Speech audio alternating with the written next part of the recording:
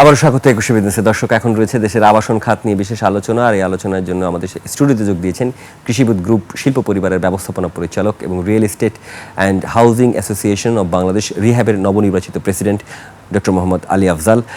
দর্শক, একুশে বিজনেসের এই অংশটি আপনারা দেখছেন আলোক হেলথ কেয়ার অ্যান্ড হাসপাতালের সৌজন্যে, powered by national agri care group. প্রথমেই অভিনন্দন, স্বাগত জানাচ্ছি। নতুন নির্বাচিত হয়েছেন এবং আমি যদি ভুল না করি দীর্ঘদিন পরে আমরা একটা মানে অনেকগুলো বিজনেস চেম্বারে আমরা দেখেছি যে আপোষে কমিটি হতো একটা, সেইখান থেকে বের হয়ে রিহ্যাব, আমি যদি ভুল না করি তাহলে এই নতুন সরকারের প্রথম একটা ব্যবসায়ীদের নির্বাচন, এবং সেখানে খুব কোনো রকম অভিযোগ ছাড়াই আপনি জিতে আসলেন। আমরা তো বলি অভিযোগ ছাড়া জিতে আসলেন, আপনার কেমন অভিজ্ঞতা বা কেমন লাগছে? আপনাকে অসংখ্য ধন্যবাদ। আসলে আপনি জানেন যে আবাসন যে সেক্টরটা বাংলাদেশের, এটা খুবই গুরুত্বপূর্ণ সেক্টর। বাংলাদেশের জিডিপিতে আমাদের কন্ট্রিবিউশন প্রায় 18%-এর কাছাকাছি হবে, সাপোর্ট ইন্ডাস্ট্রি সহ। আমাদের যে ফরেন রেমিটেন্স আছে তার প্রায় 22%-এরও বেশি কিন্তু আমাদের মাধ্যমে, প্লট পার্সেলের মাধ্যমে আসে। আমাদের সেক্টরে প্রায় 50 লাখ, প্রায় 5 মিলিয়ন পিপল কিন্তু কর্মরত রয়েছে। তো এটা একটা গুরুত্বপূর্ণ সেক্টর। কিন্তু আপনি ঠিকই বলেছেন যে আসলে লম্বা সময় এখানে কিন্তু নির্বাচিত কমিটি কিন্তু ছিল না, পকেট কমিটি। নির্বাচনের নামে ওই পকেটে স্লিপ ব্রেকার কমিটি করা হয়েছে। আমরা যেহেতু এই সেক্টরে ব্যবসা করি, দীর্ঘদিন ধরে আছি, দেখা গেছে যে মানে বিভিন্ন সংস্থার মাধ্যমে চাপ দিয়ে, প্রেশার দিয়ে উদ্যোগ করে পকেট কমিটি করা হয়েছে, যার কারণে এখানে লম্বা সময় ধরে আসলে যোগ্য নেতৃত্ব ছিল না। এই যোগ্য নেতৃত্ব না থাকার কারণে এই সেক্টরে অনেক ধরনের সমস্যা ক্রিয়েট করেছে। এক হলো যে আবাসন ব্যবসায়ীদের ছোট বড় যারা আছে প্রত্যেকের জন্য সমস্যা ক্রিয়েট হয়েছে। আমি বলি রাষ্ট্রেরও ক্ষতি হয়েছে, কারণ রাষ্ট্রের বাইরে তো আমরা কেউ না। অন্ন, বস্ত্র, বাসস্থান, স্বাস্থ্য, চিকিৎসা, এটা তো মানুষের মৌলিক চাহিদা। এই মৌলিক চাহিদা পূরণ কিন্তু সাংবিধানিকভাবে রাষ্ট্রের দায়িত্ব, এর মধ্যে আবাসন অন্যতম।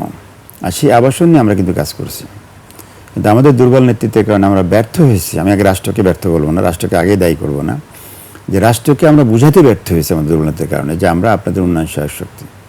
বরং উল্টা যেটা হয়েছে, আমাদের সেক্টর সম্পর্কে একটা নেতিবাচক প্রচারণা। আপনি হাসতেছেন যে আমাদেরকে ভূমিদস্যু বলে, আমাদেরকে চিটার বলে, আমাদেরকে প্রতারক বলে, তাই না? যেমন ম্যানপাওয়ারে ব্যবসা করলে আদম ব্যাপারী, আর এদিকে ব্যবসা করলে মানে ভূমিদস্যু।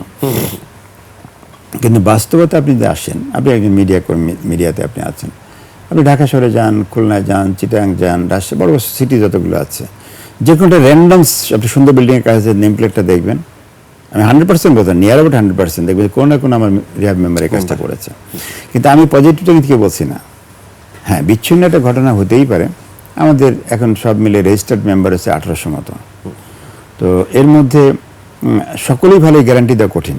পৃথিবীতে কেউ তার দেশের সব মানুষ ভালো বলতে পারবে না। আমার অ্যাসোসিয়েশনের 1800 মেম্বার আছে, সবাই আমার মেম্বার, বাট আমি বলতে পারবো না যে সবাই ভালো। এখন ওই যে 5%, 4%, 2% মানুষের কারণে হোল সেক্টরে বদনাম হচ্ছে। তো সেই জায়গার থেকে আমরা বলতে চাই যে আসলে যদি সঠিক নেতৃত্ব আসছে আলহামদুলিল্লাহ, আমরা যে কমিটমেন্ট দিয়েছি এই নেতৃত্বের মাধ্যমে, প্রথমে আমি ধন্যবাদ জানাই আমাদের আবাসন ব্যবসায়ী। তারা সত্যিকারভাবেই আনন্দঘন পরিবেশে তারা প্রথম চান্স পেয়েছে, সুযোগ পেয়েছে একটা যোগ্য নেতৃত্ব তাদের মধ্যে যারা আছেন। কারণ আপনি জানেন যে রিহ্যাবের সভাপতি অন্য হতে হবে না, রিহ্যাবের মেম্বারই হতে হবে। আমি ধন্যবাদ জানাই যে আমাদের আবাসন ব্যবসায়ীরা সত্যিকারভাবে এই বছর এবং তাদের যোগ্য নেতৃত্ব খুঁজে বের করেছে। এক প্যানেল থেকে তো আসে নাই, কিন্তু আমাদের 4টা প্যানেল ছিল, মিক্সড হয়েছে। আমি দেখেছি, আমি কাউকে খারাপ বলছি না, তবে যারা আসছে তাদেরটা বলছি। আমি বলবো যে রিয়েলি ফ্যান্টাস্টিক, যে মানুষগুলো আসছে তারা আসলে তাদের ব্যবসা আছে, তাদের সততা আছে, তাদের দেশপ্রেম আছে। এই মানুষগুলি কিন্তু ইলেক্টেড হয়ে আসছে। যেমন আমার সাথেরই অনেকে ইলেক্টেড হয়নি, আমি সেটা নিয়ে কষ্ট পেয়েছি, ঠিক আছে, বাট আবার পক্ষান্তরে দেখলাম যে না, যারা আসছে তারাও কিন্তু খারাপ না। সো আমি বিশ্বাস করি আমি ব্যক্তিগতভাবে ইনক্লুসিভ, অ্যাকোমোডেটিভ, আমি সবাইকে নিয়েই কাজ করব। আমি ইলেক্টেড হওয়ার প্রথম যে কাজটা করেছি, ওই দিন রাত্রে 1:44 আমাদের রেজাল্ট হয়। যদি রেজাল্টটা নাটকীয়ভাবে, আপনি সুন্দর কথা বলেছেন যে এই গভর্নমেন্ট আসার পরে একদম ফ্রি ফেয়ার, রাষ্ট্র কিন্তু কোনো ইন্টারফেয়ার করে না। তো তারপরে ইলেকশন কমিশন যারা ছিলেন, এনিওয়ে ভবিষ্যতে তো আমরা ভালো করবো। আমি প্রিভিয়াসটা কী হয়েছে না বলতে চাই না, তবে আরও ডাইনামিক হওয়া উচিত ছিল। রিয়েল এস্টেটের মতো একটা সেক্টর আপনি মনে করেন, এটা তো বিজিএমই, বিকেএমই, রিয়েল এস্টেট একই সেক্টর, একই প্যারালাল সংগঠন। তো সেটা ইলেকশন কমিশন আরও স্ট্যান্ডার্ড হওয়া উচিত ছিল। আমাদের সিনিয়র ব্যবসায়ী জানেন, যারা আবাসন সেক্টর উজ্জ্বল নক্ষত্র, আপনি যে সাউথ ব্রিজের কথা বলেন, আমি নাম ধরে বলছি, নাবানার কথা বলেন, শান্তার কথা বলেন, কংক্রিটের কথা বলেন, এই মানুষগুলোকে নিয়ে আসলে তো কি মানুষকে শ্রদ্ধার সাথে স্মরণ করে সালাম দিত, ইলেকশন নিয়ে কেউ কথা বলতো না। এনিওয়ে, তো সেখানে আমাদের ওই দিন যে ইলেকশন ফাইনালি 1:40 রেজাল্ট ডিক্লেয়ার হলো, আমরা তখন 3 প্রেসিডেন্ট প্রার্থী ডায়াসে ছিলাম। আমি বলেছি না, 2 প্রেসিডেন্ট কথা বলার পরে আমি কথা বলবো। আমি তখন বর্তমান রানিং প্রেসিডেন্ট উনি কথা বলেছেন, উনি পর্যায়ে মেনে নিয়েছেন, ধন্যবাদ জানাইছেন। মোকাররম ভাই আমাদের বড় ভাই, ওনাকে আমি কথা বলতে বলেছি। ফাইনালি আমি কথা বলার সময় 3টা কথা বলেছি অনলি, যে এখন থেকে এই মুহূর্তে থেকে আমি আমার যে প্যানেল, এই প্যানেলের প্রেসিডেন্ট নই, আমি বাংলাদেশ সকল developer company real estate member সকলের প্রেসিডেন্ট, নাম্বার 1।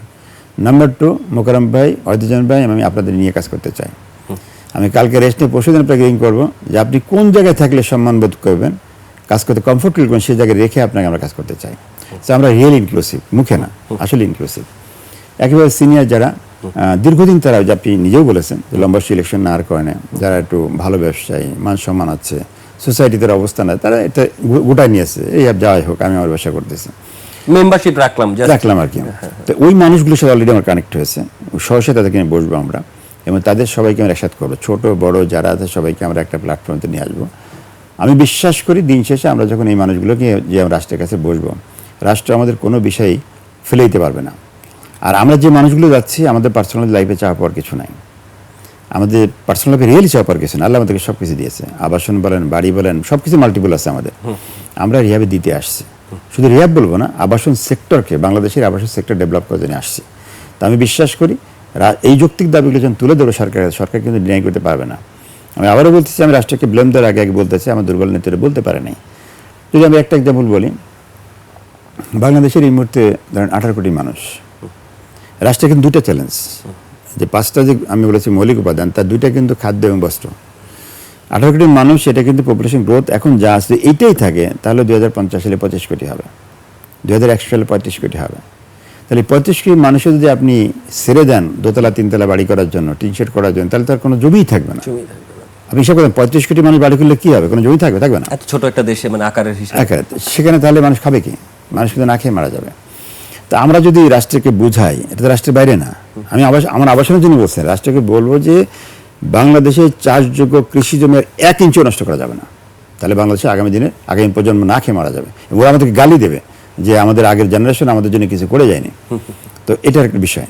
সলিউশনটা কি? রাষ্ট্র কিন্তু 2টা চ্যালেঞ্জ, থাকার ব্যবস্থা করতে হবে, খাওয়ার ব্যবস্থা করতে হবে। সলিউশন একটাই, সেটা হচ্ছে যে বর্তমানে যে ড্যাপটা করেছে, ড্যাপটা বাদ দিতে হবে, দিয়ে এই যে হাইট রেস্ট্রিকশন তুলে দিতে হবে।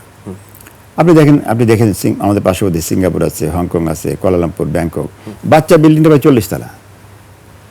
তাহলে আপনি ভার্টিক্যাল এক্সপেনশন তো আমার কোনো অসুবিধা নেই, আমি যেতে পারি, কিন্তু আমি কেন 2তলা 3তলা বিল্ডিং করবো? সেটা যদি করা হয় তাহলে কিন্তু আমার রাষ্ট্রের নতুন করে জমি নষ্ট হবে না।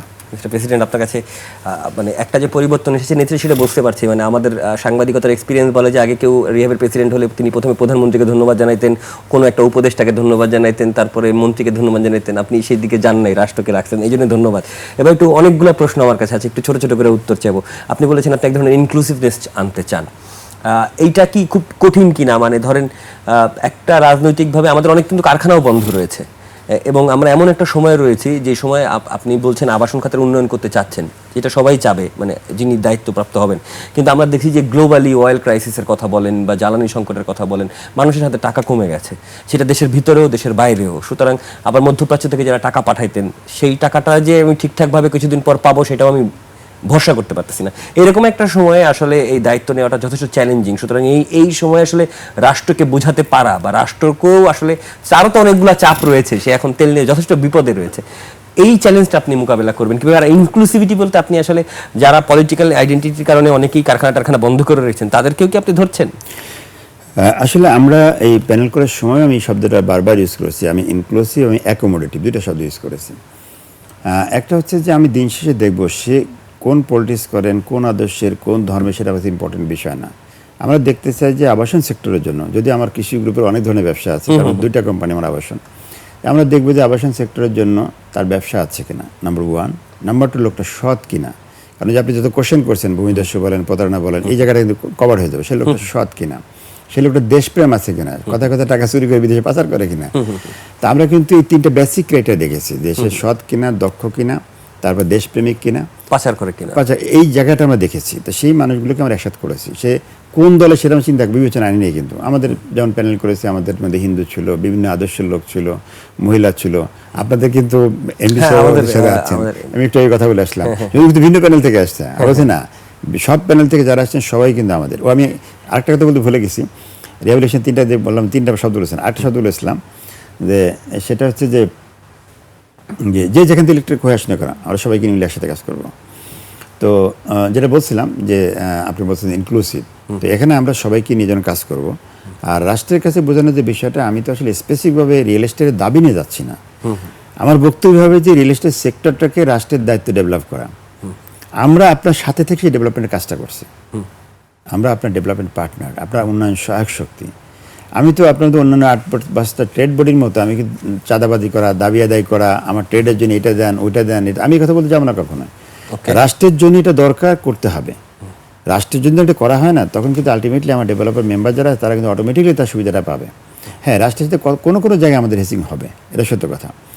যেমন ধরেন যে যদি কোনো কর্মকর্তা অসৎভাবে টাকা নেয়, রাজুকে আমাদের ছোটো মেম্বার বড় যাই বলি, আমাদের কিন্তু একটা প্ল্যান পাস থেকে শুরু করে বিল্ডিং হ্যান্ড ওভার পর্যন্ত রাষ্ট্রের অসংখ্য জায়গায় আমাদের যেতে হয়, টাকা দিতে হয়, অনেক জায়গায় টাকা দিতে হয়। তা আমরা চাবো যে ওই জায়গাগুলো যে আপনি আমাকে ইজি করে দেন।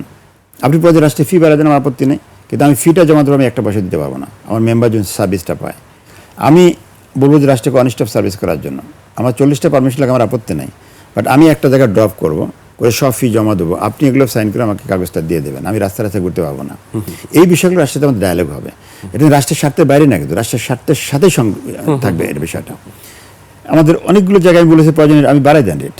রাজুকে যে আপনি যে পাস করা ফি আছে, আপনি 10% বাড়ান, 20% বাড়ান, আপত্তি নেই। রাষ্ট্র কিন্তু টাকা চায়, দিতে আমাদের আপত্তি নেই, তো রাষ্ট্রের টাকা কিন্তু রাষ্ট্র পায়, মাঝখান থেকে অসাধু কর্মকর্তা না পায়। জি, আমরা আরও আলোচনা করব এবং এই বিষয়টি নিয়ে শুরু করব, কিন্তু একটু বিরতির সময় হয়েছে, একটু অপেক্ষা করব আমরা। দর্শক, এ পর্যায়ে নিচ্ছি ছোট্ট একটা বিরতি, বিরতির পর আলোচনা নিয়ে আবার ফিরবো, ততক্ষণ নিশ্চয়ই সঙ্গে থাকবেন। দর্শক, বিরতির আগে আবাসন খাত নিয়ে কথা বলছিলাম কৃষিবিদ গ্রুপের শিল্প পরিবারের ব্যবস্থাপনা পরিচালক এবং real estate and housing association of Bangladesh রিহ্যাবের নবনির্বাচিত প্রেসিডেন্ট ডক্টর মোহাম্মদ আলী আফজালের সঙ্গে। 21শে বিজনেসের এই অংশটি আপনারা দেখছেন আলোক হেলথ কেয়ার অ্যান্ড হাসপাতালের সৌজন্যে, powered by national agriculture group. ফিরছি আলোচনায়। ড্যাব নিয়ে কথা হচ্ছিল, একটু ড্যাবের ব্যাপারে যেতে আপনি একদম ডাইরেক্ট বলছেন যে ড্যাবটা বাতিল করতে হবে, সেটা উঁচু ভবনের ব্যাপারে। মানে সাধারণ মানুষের বোঝার জন্য আমাদের তো একটা ধারণা হয়ে গেছে, মানে আমরা তো রাষ্ট্রকে দেখেছি বাঁশ দিয়ে ঢালাই করতে, হ্যাঁ, মূল সড়ককে। যখন ভূমিকম্প হয়, কিছুদিন আগেই হয়েছে 5 পয়েন্ট সামথিং একটা, আমাদের সবাই এই ফ্লোর থেকেই তো সবাই দৌড় দিয়েছিল। তো এই যে একটা ভীতিও তো আছে মানুষের উচ্চ ভবনে, মানে এটা একটু বোঝানোর জন্য, মানে ড্যাবের সংকটটা আসলে কোথায়? আচ্ছা, আপনাকে ধন্যবাদ। ড্যাব অ্যাজ এ হোল খারাপ না, ডিটেল এরিয়া প্ল্যান। আমি নতুন করে নাম দিচ্ছিল যে ডিফিকাল্ট এরিয়া প্ল্যান, যেটা হয়েছে। ড্যাব শুরু হয়েছে 1990 সাল থেকে আলোচনা, 2010 সালে প্রথম এটা অনুমোদন হয় ড্যাব, এবং সেখানে অনুমোদন হওয়ার পরে প্রায় 150-এরও অধিক আপত্তি আসে। এই আপত্তির পরে সেটা দীর্ঘ আলোচনা করতে করতে করতে ফাইনালি 2023 সালে এসে নতুন করে এটা ড্যাব পাস হলো। এটা লেটেস্ট ড্যাব, যেটা এটা 2022 থেকে 2035-এর জন্য। এই ড্যাবটা হতে আসলে আমাদের আবাসন ব্যবসায়ীদের সর্বনাশ তো হয়েছে, গোটা জাতির জন্যই সর্বনাশ হয়েছে, আমি এই শব্দটা ইউজ করা।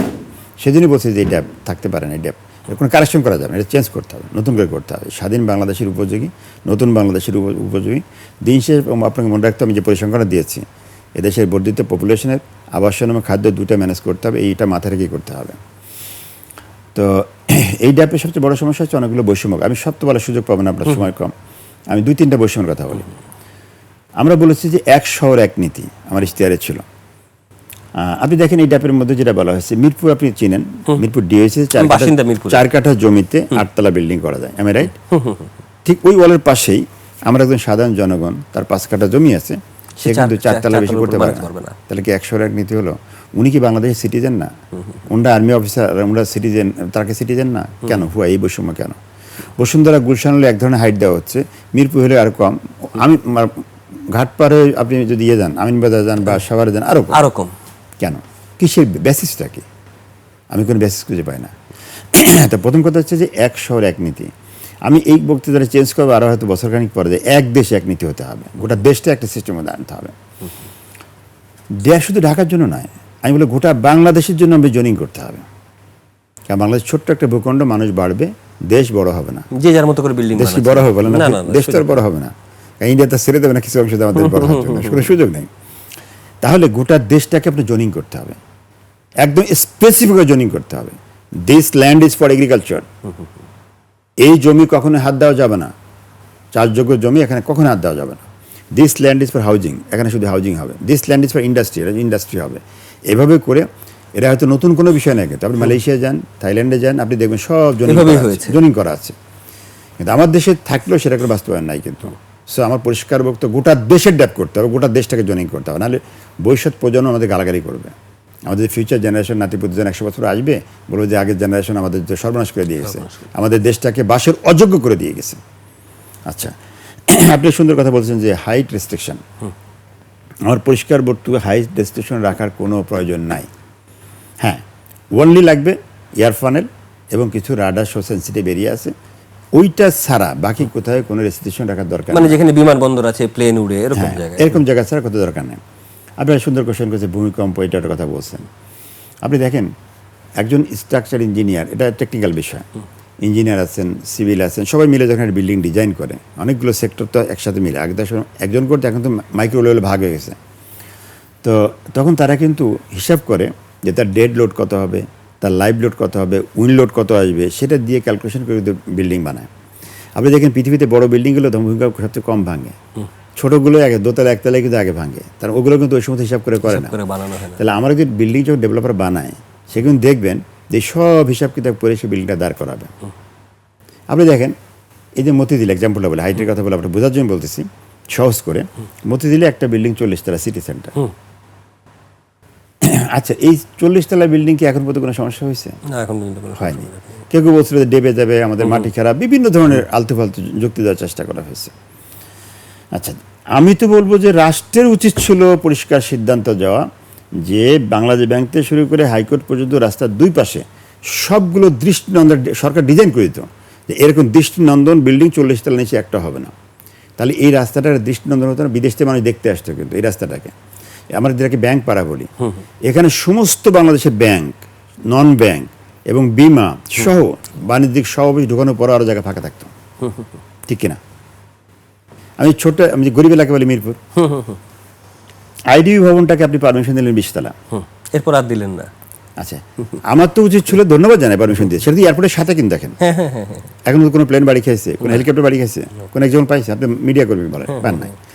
আমি তো রাষ্ট্রের উচিত ছিল যে ফার্ম গেট থেকে মিরপুর ডিএসএ গেট পর্যন্ত রাস্তার দুই পাশে সবগুলো এইরকম করে দৃষ্টিনন্দন বিল্ডিং হবে, রাষ্ট্র খালি ডিজাইন করতো, পাবলিক করতো। এবার রাষ্ট্র নিজেও কিন্তু করেছে, এই যে উত্তরাখণ্ড করছে না, একই কালার একই শেপ সুন্দর বিল্ডিং করছে না। তাহলে এই রাস্তাটা যখন দৃষ্টিনন্দন বিল্ডিং করে দেওয়া হয়, তাহলে মিরপুরের সমস্ত বাণিজ্যিক ফার্ম, ব্যবসা প্রতিষ্ঠান থেকে শুরু করে সব ঢুকানোর পরে অসংখ্য আবাসন ব্যস্ত হতো না, এবং দেখার একটা দৃষ্টিনন্দন শহরও কিন্তু হতো। খালি রাষ্ট্রটা ডিজাইন করে ছেড়ে দিতে, এর বাইরে বিল্ডিং করা যাবে না। আমরা যখন রাজকীয় মানি, রাষ্ট্রীয় সিদ্ধান্ত আমরা কিন্তু ওটা মানতে বাধ্য হতাম। সেটা না করে বলা হচ্ছে যে বিল্ডিং 6 তলা 5 তলা করা যাবে না। কেন? একদম সময় শেষ দিকে রয়েছে, একটু বলি যে একটা কোশ্চেন রাষ্ট্রের পক্ষে বলতে হয়, এক পক্ষ কথা বলছি, রাষ্ট্রে একটা কথা বলতে চাই, সেটা হচ্ছে আমার লজিস্টিক নাই, that is not my responsibility. রাস্তার দায়িত্ব হচ্ছে রাষ্ট্রে, আমি ট্যাক্স দিয়ে ভ্যাট দিই। আপনার লজিস্টিকের দায়িত্ব, সিওরেজ, পানি, ট্যাক্স যা আছে এগুলো রাষ্ট্রের দায়িত্ব, রাষ্ট্র ক্রিয়েট করবে। জি, অসংখ্য ধন্যবাদ, এবং নতুন কমিটি অনেক ভালো করে এগিয়ে যাক, সেই শুভকামনা থাকলে। আরও দেখা হবে আমাদের নিশ্চয়ই। সবাই আপনাকে ধন্যবাদ জানাই। আল্লাহ হাফেজ। দর্শক, এতক্ষণ আমরা দেশের আবাসন খাতের নানা দিক এবং করণীয় নিয়ে কথা বলছিলাম। কৃষিবিদ গ্রুপ শিল্প পরিবারের ব্যবস্থাপনা পরিচালক এবং real estate and housing association of Bangladesh রিহ্যাবের প্রেসিডেন্ট ডক্টর মোহাম্মদ আলী আফজালের সঙ্গে। এখন নিচে একটা বিরতি, ফিরবো 2:30 আবারও একুশে বিজনেসের আয়োজনে, নিশ্চয়ই সঙ্গে থাকবেন।